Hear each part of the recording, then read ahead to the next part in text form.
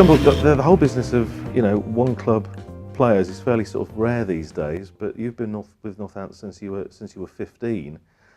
Just remind us how that came about as a Surrey boy to have come to Northamptonshire back in, 1993? Well, a gentleman called Brian Reynolds saw me playing for Surrey back in the day. Basically, he spoke to my parents. I had no idea that these conversations had taken place, and followed my progress, saw me at festivals, for the South and Esca tournaments that used to do. And then after I turned 16, I was invited up to come and have a net in the old indoor centre with all the professionals, and was taken out to lunch with Mr. Lamb. And I was offered a contract. And at that stage I was 16, so I was like, well, it was a 3.5-year deal. And I was like, well, I'll only be 19, so let's give it a go. Because it was obviously a professional cricket is what I wanted to try and do. And to be given the opportunity, I was, grabbed it. I remember Brian saying at the time that you were the nearest thing he'd seen at that age to Peter May. But do you have any idea at that stage who Peter May was? No, they didn't go into those sort of technical things with me. It was, like I say, they spoke to Mum and Dad. And to be honest with you, once I came up to Northampton, I'd been obviously through the Surrey youth since under 10 and never really met a pro. So I came up and to actually train with all the Northampton staff and then meet everyone and felt so at home because it was a very family club. And for me to being a bit of a mummy's boy leaving home at 16 was a big step, but it was something that I felt was right for me from meeting everybody. And the next big step, 1994, first team debut, playing that Sunday League game against Essex and getting runs, getting 70, which set all sorts of records, which you to set a few more in the years to come. But what sort of experience was that, being on the same pitch as, as Lamb and Gooch and people like that? Yeah, that was a very surreal moment. Obviously, my summer stint had finished and I'd done quite well. And I was at home in Surrey and the phone went on the Saturday and it was Alan Lamb on the phone and said, like, you've got to get your kit and come to Chelmsford. So I was like, oh, I don't have any coloured kit. He said, don't worry about that, we'll sort that out when you get here. And yeah, so I didn't really know what to expect and was sat in the change room in my collar and tie waiting for the team to turn up. And when they did, I got given Rob Bailey's shirt and Alan Lamb's trousers. So that was a great combination. And 2 years after that, 1996, first class debut, Kidderminster against Worcestershire. First innings didn't go entirely according to plan. No, on the dreaded pair. That's obviously every young batsman's nightmare to be on a pair. But yeah, it was a surreal moment. I was good friends with David Copley, sort of took me under his wing a little bit when I was a young player. And in the second innings, it just so happened that I was batting with him and got off the mark with a 4 and everything seemed to relax and just batted then. It was great. It was just batting with your friend at the other end. He was talking me through it a bit, and then when he got into the nervous 90s, I had to talk him through it a bit. So it was quite good, The following day, my mum and dad were able to see me reach the 200 mark, so that was quite a special moment. Yeah, duck in the first innings, 210 not out in the second. You talked about coming into the dressing room and, collar and tie and all these sort of great players around you. Just talk us a little bit about the dressing room in those days, because you had any number of international cricketers and some very strong personalities around at that time. Yeah, there was. I mean, to be fair, obviously Lammy didn't always know everybody's name, but he knew what you could do on the cricket field. And I think basically he just tried to lead by example, and then everybody else followed. So from a young player, that's when I got my opportunity to captain the county. I definitely tried to sort of do it like he did, lead by example with the bat. I was an individual, not the captain, but just tried to make sure that if I dug in, then hopefully the rest of the boys would also be up for the fight. And your first season, 1996, in the first team, first class cricket, was Curtly Ambrose's last. What sort of advice, if anything, did you get from Curtly?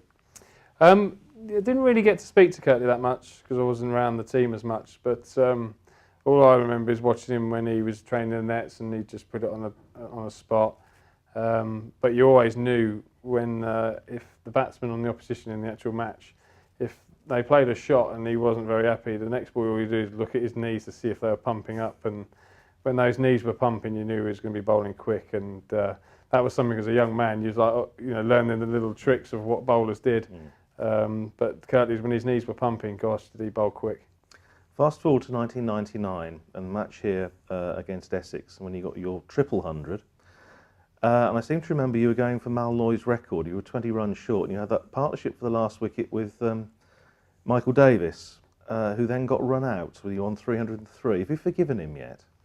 I don't know if he was running. I thought he was caught mid-off. That's how I remember it. But to be fair, you can't be angry with a bloke who's just stuck in with you and you've been able to score another 80 to your own total. And it was quite funny actually, because as soon as I did, I edged it over the slips to get the fourth to bring up my 300. And he came down and said, "Can I have a go now?" And I said, "Yeah," and he got out on the next ball. So, you know, to be honest with you, from the team situation when we were 56 for 6, myself and Rips came together to put on that partnership to end up, you know, getting the total we did. You know, I just feel fortunate that I was, you know, lucky enough that day to get the 300.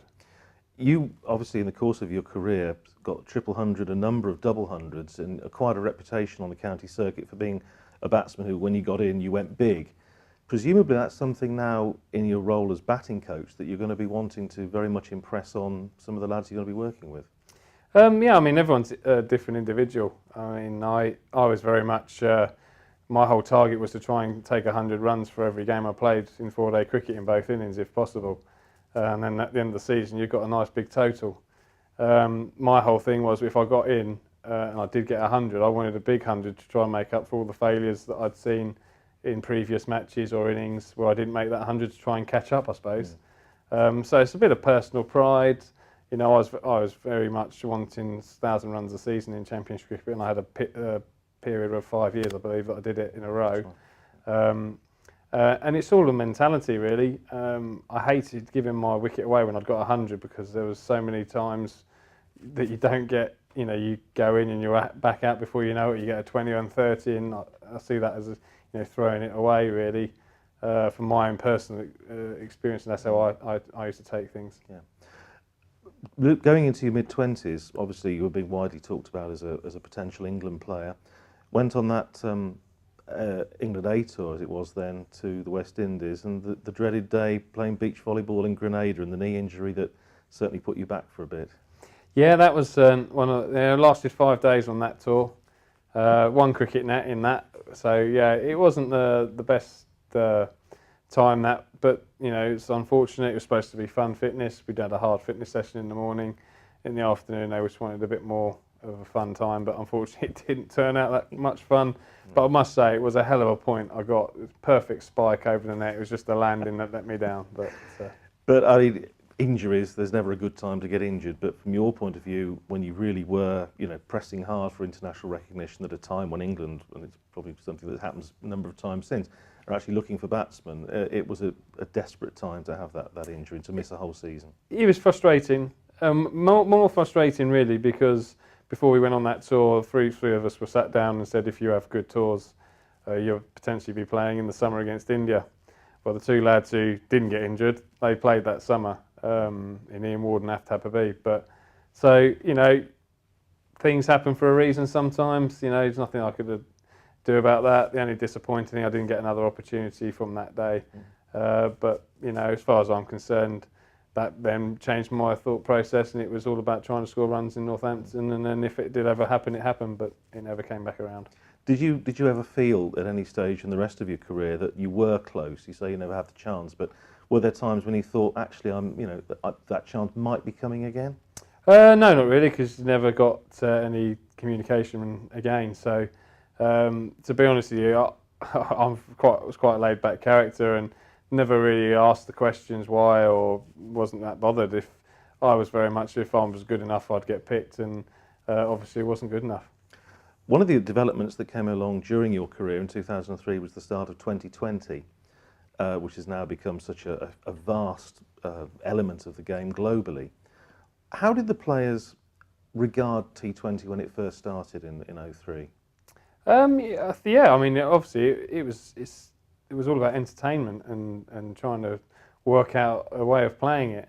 You know, when we first started, it was all about letting Mike Hussey try and bat for 20 overs and everyone play around him. Yeah. Obviously nowadays you don't play it like that.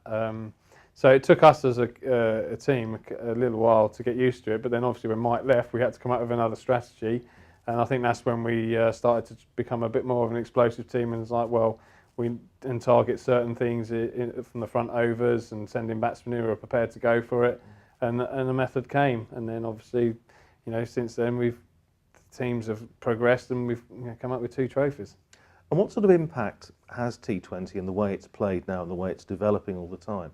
How's that impacted on your role now as a coach? It must be quite difficult to sort of keep up almost. Yeah, I mean, the thing is, I think you have to let players experiment. I mean, there's no right way or wrong way of batting, I believe. It's all about coming up with a thing that suits you as an individual. Obviously, in 4-day cricket, you've got to be able to keep the good balls out, but you've also got to score runs. T20, you've got to be able to hit the ball 360 now.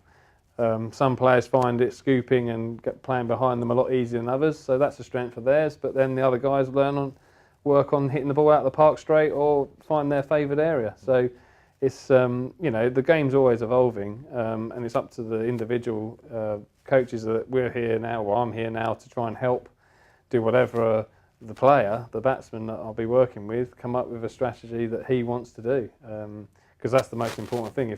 If it's the batsman's got to score the runs, I can't do it for him. And these guys are very talented, and you only got to look at Ben, brilliant player, can hit it wherever he wants to hit it, and it's just making sure that we support him the way he needs supporting. Going back to your own playing career, you mentioned a little bit about, touched on the fact that when you became captain, you wanted to do it very much the way that Alan Lamb had done it and lead by example. Did you enjoy county captaincy? Because you did it for a while.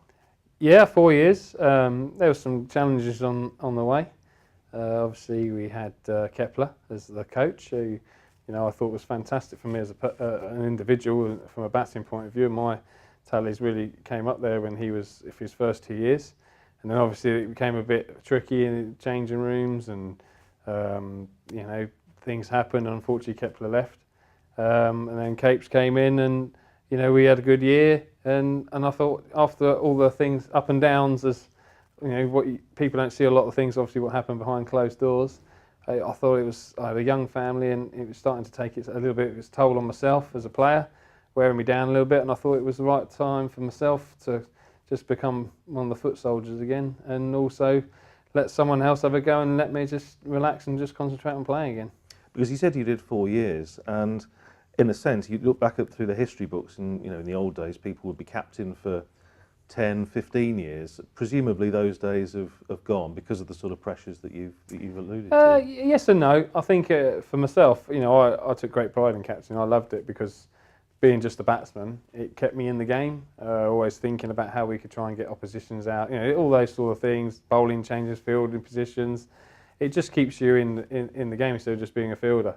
And I really enjoyed it. It was a massive decision for me to step down, because obviously the county wanted me to continue, but when Capes did, and we had a big heart-to-heart, and I just said, look, it's for my own best interest, I believe, and the clubs, that it's time for me to pull back and let someone else have a go. And then, of course, you had another season out with injury as well, but then had that terrific end to your career, and 250 odd here against Gloucestershire, which was an innings that must have given you a lot of pleasure. It was actually. I think if when you look back at everything, that game, no, they couldn't bowl at me. Right. It was just fantastic because it took me 4 years, I think, to get the record of the most double hundreds for the club. Yeah. So it was something that I was very passionate about, to try and get to that double hundred again, and getting it, and then to get into a 250, and it was a bit dark, and I felt Pedro could have let me try and get another 300, but it wasn't to be. But it was, everything I did in that game, it was a chanceless innings, and everything just seemed to go my way. Once you'd obviously finished playing, was it always going to be the case you felt that you wanted to stay in the game to do coaching or in some other way? When you don't, there's a lot of effort behind the scenes now from the PCA trying to help people in that transition. To be honest with you, I'd never really thought too much about it until it became apparent that I was going to have to finish. And then cricket's all I've known since I left school at 15, 16. So, it'd be stupid not to look to go into that, some sort of coaching. I've done a lot of private coaching, And then I went to Edinburgh School, where my children go, and you know it was a great place to be. I thoroughly enjoyed my 3 summers there with them, and yeah, and you know it's just grown really. There's been some great cricketers come through, and then to get the opportunity last pre-season to come and help out with the batting was great. Being back in this environment, and then after I'd finished my summer with the school. I came and finished off the summer here, and you know it was brilliant. And then to get offered a position was superb. And how much of an advantage is it, do you think, the fact that, in a sense, you've done it? You see some young players coming up through the club now, at probably the same age as you were through the age group side. The fact that you've got that sort of empathy because you've been there, you've done it. You came to the club at 15, 16, and went on and had the sort of career you had and finish up captaining the club, and in a sense you can see the path that's there for them. Yeah, I mean I think it always helps if you've played. I don't think it's a must, but you can definitely empathise with people when you have good times and you have some bad days as well, and sometimes you don't really understand what's going on through their mind. Us batsmen are very precious things, and we can be very up and down a little bit in the mental side of things. Obviously, there's lots of people out there who are available to help, but just being able to sit down with someone and have a cup of tea or heart to heart, shall we say, living the experience yourself, you can sort of say, well, look, don't worry about it. That's gone now. What can we do now to try and get you ready for the next game, and what do you feel you need to do? And you can get the onus back on them, but getting them changing the way they're thinking, like they're the unluckiest batsman in the world, or something like that.